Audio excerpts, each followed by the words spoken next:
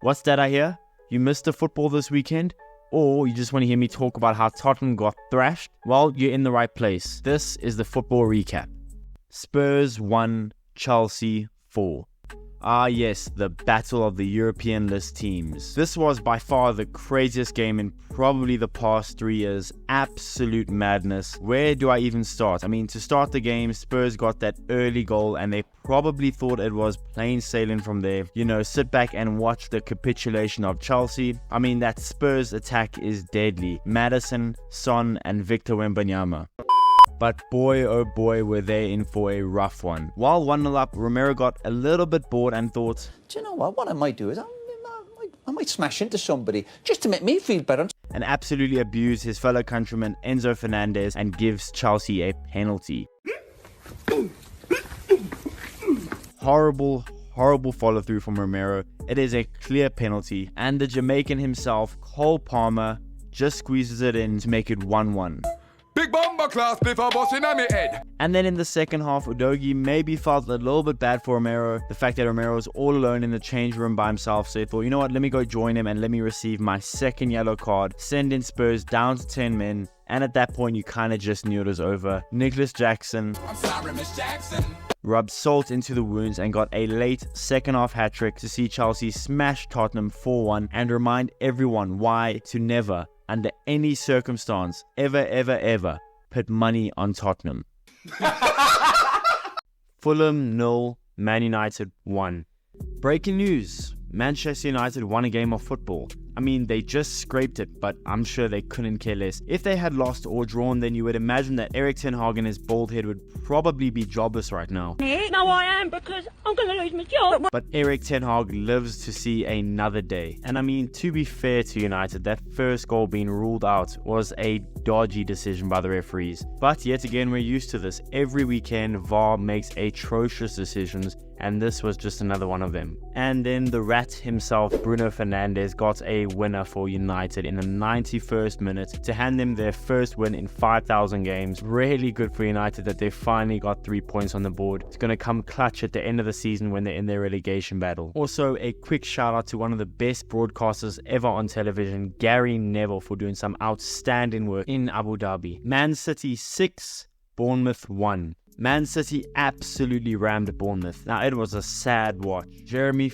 Doku. Bro looked like his parents were prime Hazard and prime De Bruyne. I mean, he got 4 assists in one game. 4, you know. That's one more than Mr. No Top Lip Martin Odegaard got all season long. And on top of that, Doku got a goal and was dribbling past players for fun. How do Belgium keep creating these monsters? It's just not fair anymore. And I mean, when are City gonna actually do badly against a weak team? Honestly, it looked like Bournemouth just wanted the game to be over from the first minute.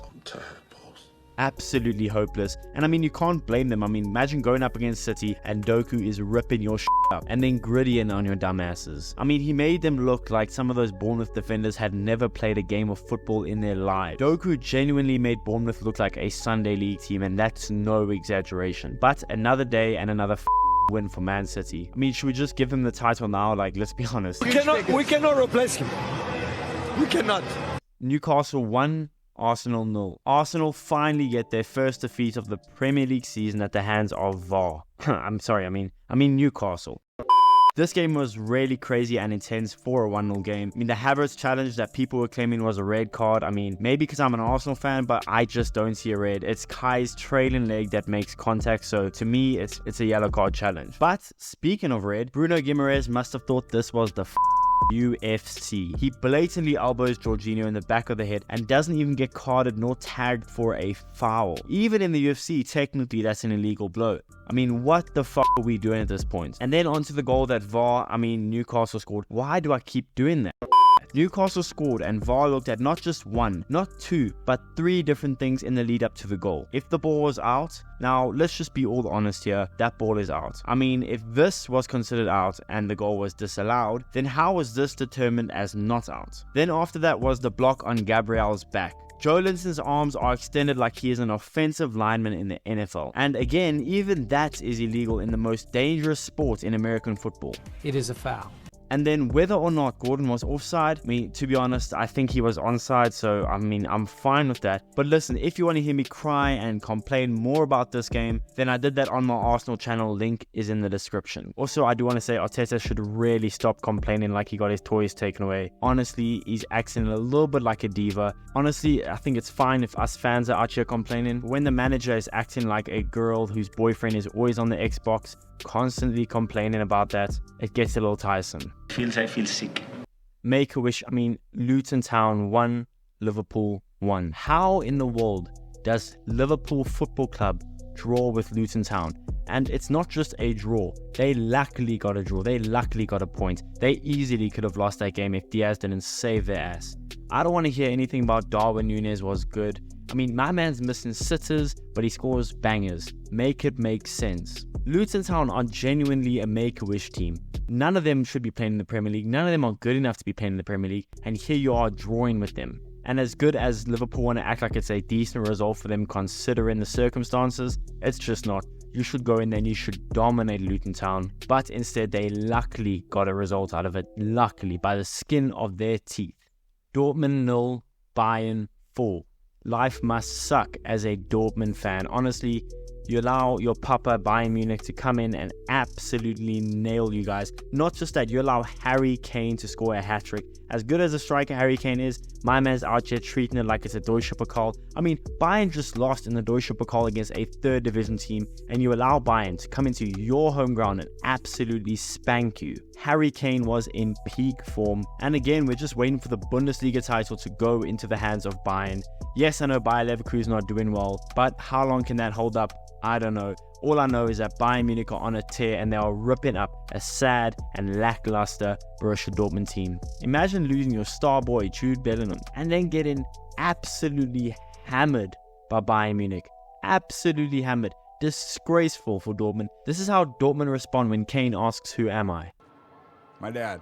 Real Sociedad 0, Barcelona 1. Barcelona get a smash and grab win against Real Sociedad, and to be fair, this was a decent watch. Neither team really outmuscled the other, but Barca found a way to win as they have done throughout the season. And I mean, there's not much more to say about this game. Araujo obviously got the last minute winner, and it easily could have been a draw. I just feel bad for every Real Madrid fan that stayed up late to watch Real Sociedad vs Barca and in hopes of Barca dropping points just to see Araujo in the last second of the game get that winner. And then obviously they draw on top of that. Horrible weekend for Real Madrid. I think one to forget. Atalanta 1, Inter Milan 2.